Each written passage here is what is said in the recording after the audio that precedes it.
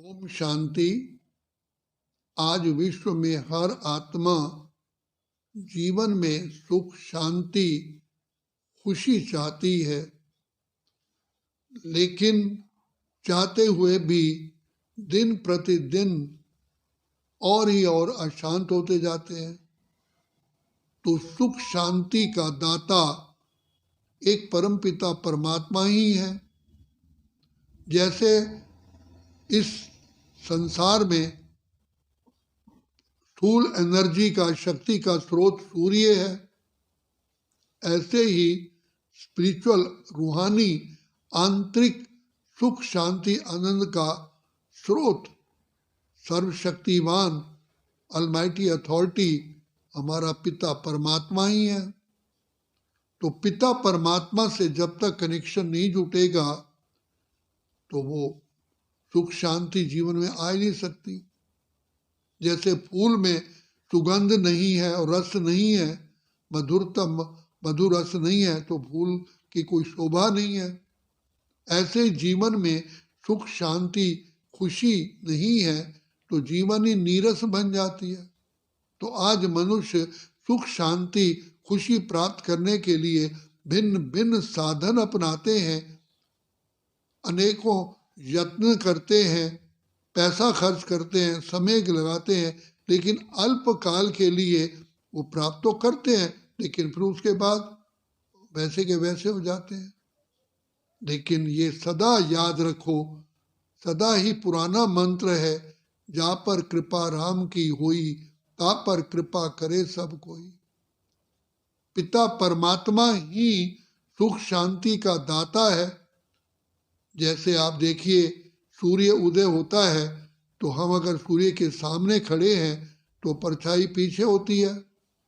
सूर्य दिन में 12 बजे हमारे सिर पर होता है तो परछाई हमारे पैरों के नीचे होती है।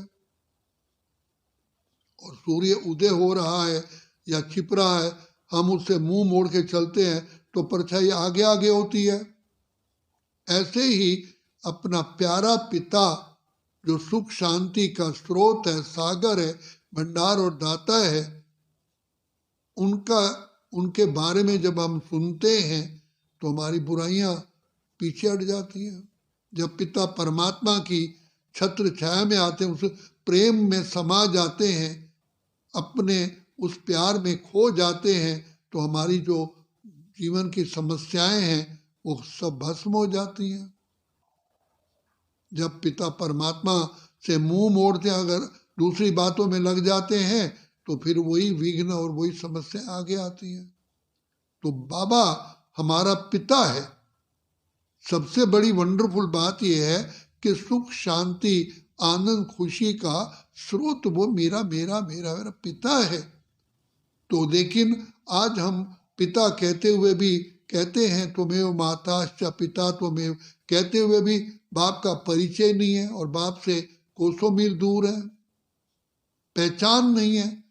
तो भगवान पिता परमात्मा वर्तमान समय कलयुग के अंत के भी अंत में आकर के अपना परिचय स्वयं देते हैं। इसलिए कहा स्वयं भू, खुद प्रकट होते हैं।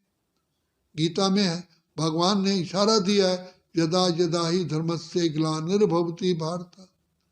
तो जब कलयुग के अंत में बिल्कुल ही घोर अज्ञानता का अंधकार छा जाता है, मनुष्य में मनुष्यता ही नहीं रहती, विवेकहीन हो जाता है, तब परमपिता परमात्मा का इस सृष्टि पर अवतरण होता है। लेकिन वो माँ के गर्भ द्वारा जन्म तो नहीं लेते हैं, एक वृद्ध तन में प्रवेश करते हैं जिसको आदिदेव ब्रह्मा कहते हैं। तो ब्रह्मा के मुख कमल द्वारा हमको अपना परिचय देते हैं।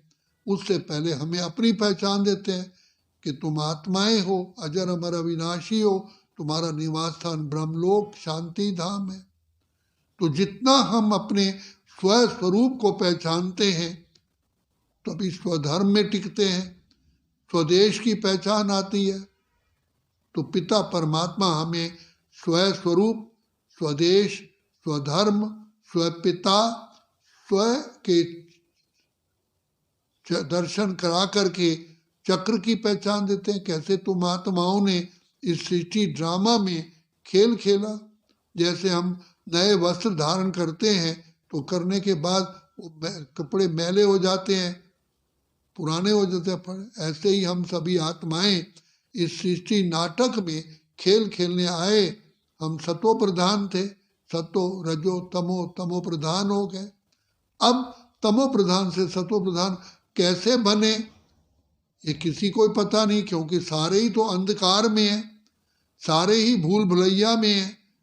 तो अब परमपिता परमात्मा जो सदा ही जगंती ज्योत है, जो जिसको मुक्तेश्वर, पाप काटेश्वर, सदगति दाता, कल्याणकारी कहा जाता है, वो स्वयं आकर के, क्योंकि हमारा पिता है, पिता अपने बच्चों को स्वयं आके मिलते हैं।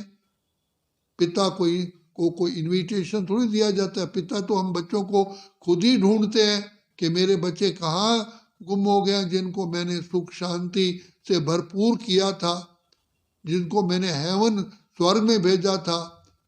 तो बाप आकर के हमें ढूंढ करके अपना परिचय देते हैं। पहले हमको अपनी पहचान देते हैं, पर हमें अपनी पहचान भी बाप के द्वारा मिलती है, और बाप की पहचान भी बाप के द्वारा ही मिलती है, जो ज्ञान का सागर है। समय की पहचान मिलती है, घर की पहचान मिलती है। फिर हमें अब पतित से पावन होने का सहज मार्ग बाबा बताते हैं कि बच्चे बस तुम मुझ बाप को प्यार से याद करो, मेरी छत्र छाया में रहो, तो तुम्हारे सारे पाप भस्म हो जाएंगे। जैसे सूर्य हमारे सिर पर होता है तो परछाई हमारे पैरों के नीचे होती है। सिर्फ एक ही विधि है कि पिता परमात्मा की छत्र छाया में रहो, अर्थात उसको प्यार से याद करो। मेरा बाबा, मीठा बाबा, प्यारा बाबा, मेरे दिल का दिलवर बाबा, मेरा नैनों का नूर बाबा। तो जब बाप को प्यार से याद करते हैं तो एक आंतरिक स्पिरिचुअल अग्नि जलती है। जैसे जंगल की लकड़ियों को जलाते हैं तो उनसे स्थूल अग्नि पैदा होती है, तो अग्नि उनमें छुपी हुई है।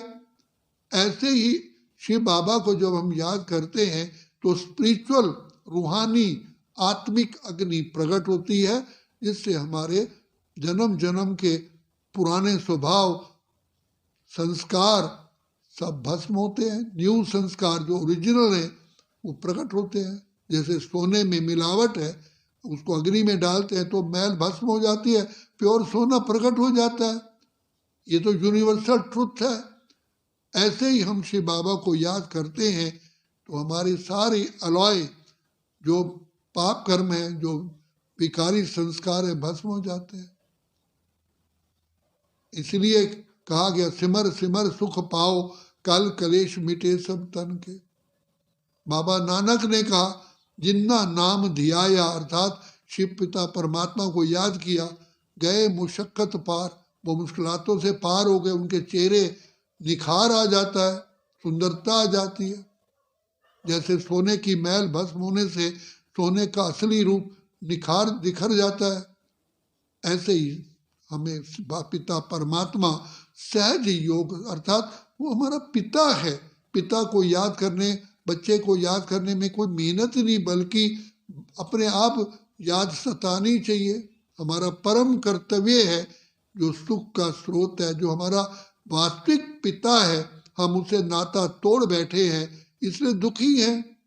अब बाबा से नाता जोड़ना है, इसलिए कहा शिव से नाता जोड़ दो, माया अर्थात 5 विकारों से नाता तोड़ दो।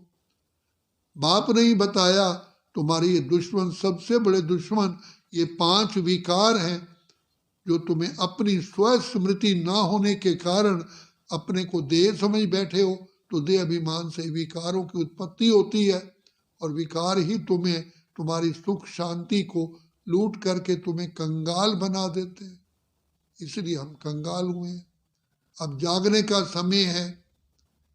जैसे ही दिया जलता है, अंधेरे को भगाने के लिए कोई खास हम प्रयास नहीं करते, दिया जलाते ही प्रकाश हो जाता है, अंधकार दूर होता है। ऐसे अपने आप को पहचानो, बाप को जानो, उसकी याद में रहोगे तो सारे हमारे जो अज्ञानता का अंधकार है वो दूर हो जाता है।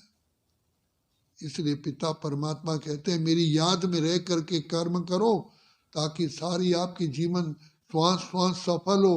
कर्म योगी, कर्म योग जो कर्म करते हुए बाप की याद में रहते उनके कार्य में सफलता होती है। तभी का योगा कर्मेषु कौशलम, और कोई विधि नहीं है। इसलिए बाबा विधि का विधान बताते हैं, जागो और जगाओ। अच्छा, ओम शांति, ओम शांति, ओम शांति।